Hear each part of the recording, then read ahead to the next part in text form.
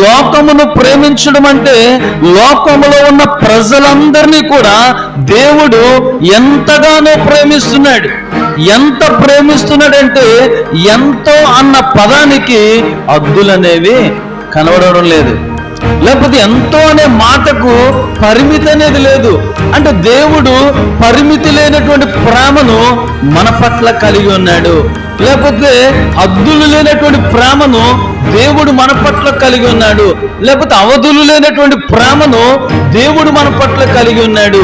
అందుచేతనే లోకములో ఉన్నటువంటి ప్రజలందరినీ కూడా దేవుడు ఎంతగానో ప్రేమిస్తూ ఉన్నాడు. అందుచేతనే తన అద్వితీయ కుమారుడైనటువంటి యేసుక్రీస్తు ప్రభువును మనకేం చేశాడట? భూలోకమునకు పంపించాడట.